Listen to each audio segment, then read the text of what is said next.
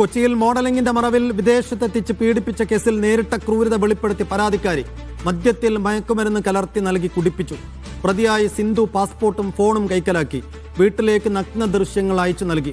കുഞ്ഞിനെ കൊലപ്പെടുത്തുമെന്ന് ഭീഷണിപ്പെടുത്തി. ബന്ധുവിന്റെ സഹായത്തോടെയാണ് തിരികെ നാട്ടിലെത്തിയതെന്നും യുവതി പറയുന്നു.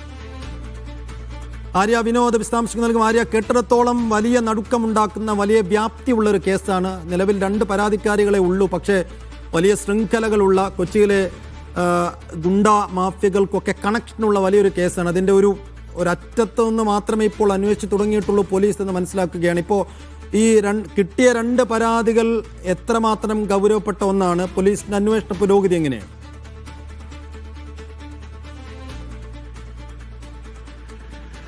സൈഫ് പറഞ്ഞതുപോലെ തന്നെ വളരെ ഗൗരവമേറിയ കേസിന്റെ ആദ്യ പടിയെന്ന് മാത്രമേ നമുക്കിത് പറയാൻ വേണ്ടി സാധിക്കുകയുള്ളൂ. കേരളത്തിൽ അങ്ങോളം ഇങ്ങോളം ഇതിന്റെ പരാതിക്കാരും അതുപോലെ തന്നെ ഇതിനിരകളായവരും ഉണ്ട് എന്ന് തന്നെയാണ് ഈ ഒരു കേസിന്റെ തുടക്കം തന്നെ വ്യക്തമാക്കുന്നത്.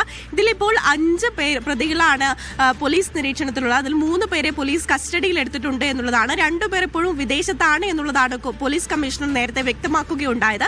അതുപോലെ തന്നെ ഇതിൽ 2 പരാതിക്കാരാണുള്ളത്. അത് കേരളത്തിലുള്ളവരാണ് എന്നുള്ളതാണ്. കൊച്ചിയിൽ മാത്രമല്ല ഇതിന്റെ പരാതി ഒതുങ്ങുന്നത് എന്നുള്ളതാണ് പോലീസ് കമ്മീഷണർ വ്യക്തമാക്കിയത്. അതുകൊണ്ട് തന്നെ ഇത് ഈ ഒരു കേസിന്റെ തുടക്കം മാത്രമാണ് ഇവിടെ സംഭവിക്കുന്നത് എന്നുള്ളതാണ് വ്യക്തമാകുന്നത്.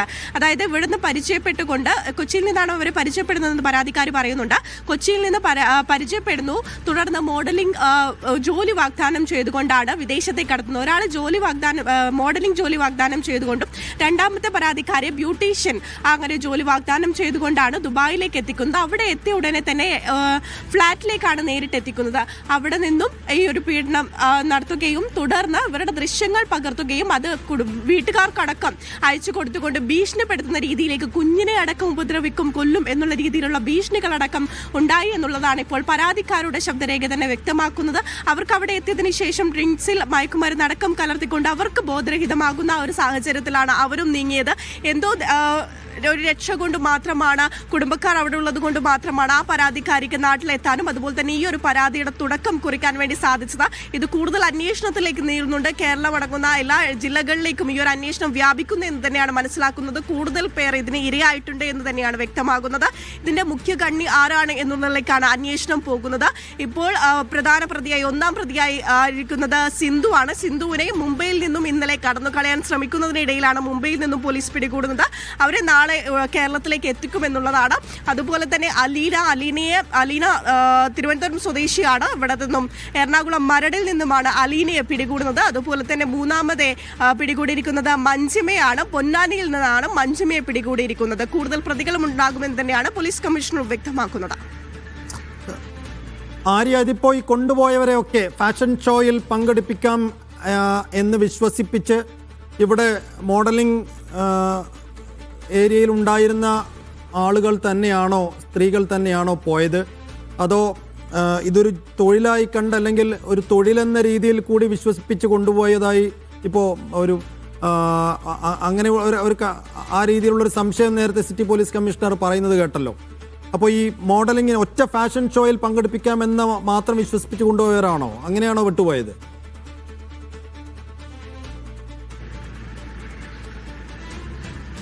ഒറ്റ ഫാഷൻ ഷോയിൽ പങ്കെടുപ്പിക്കാം എന്ന് പറഞ്ഞു കൊണ്ടുപോയതല്ല എന്നുള്ളതാണ് മനസ്സിലാക്കുന്നത്. ജോലി വാഗ്ദാനം ചെയ്തു എന്നൊരു കാര്യം കൂടെ മനസ്സിലാക്കുന്നുണ്ട്.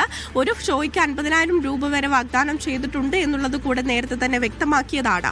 അപ്പോൾ കൂടുതൽ അന്വേഷണം നടന്നു വരികയാണ്. കൂടുതൽ തെളിവുകളുടെ അടിസ്ഥാനത്തിൽ മാത്രമാണ് ഇതെങ്ങനെയാണ് എന്നുള്ളത് വ്യക്തമാക്കാൻ വേണ്ടി സാധിക്കുകയുള്ളൂ. അതുപോലെ തന്നെ ഈ ഒരാളെ കൊണ്ടുപോയത് മോഡലിംഗ് വാഗ്ദാനം ചെയ്താണെങ്കിൽ രണ്ടാമത്തെ ഒരു വ്യക്തിയെ കൊണ്ടുപോകുന്നത് ബ്യൂട്ടീഷ്യന്റെ ആ ഒരു ജോലി വാഗ്ദാനം ചെയ്തിട്ടാണ്. അപ്പോൾ രണ്ടും ഏകദേശം ഒരേ മേഖലയാണെങ്കിലും 2 വ്യത്യസ്തമായ ജോലിയിലേക്കാണ് ഇവരെ കൊണ്ടുപോകുന്നത് എന്നുള്ളതാണ്. അപ്പോൾ ജോലി വാഗ്ദാനം ചെയ്തുകൊണ്ട് വിദേശത്തേക്ക് ആളെ കടത്തിക്കൊണ്ട് പീഡനം നടത്തുക എന്നുള്ളതാണ്. അവിടെ നിന്നും ഈ ഒരു ചിത്രങ്ങൾ പകർത്തിക്കൊണ്ട് ഭീഷണിപ്പെടുത്തുക, പണം സ്വന്തമാക്കുക എന്നുള്ളതാണ് ഇതിൽ നിന്ന് മനസ്സിലാക്കുന്നത്. മനുഷ്യക്കടത്ത് അതുപോലെ തന്നെ റേപ്പ് കേസുകളാണ് ഇതിൽ രേഖപ്പെടുത്തിയിരിക്കുന്നത്.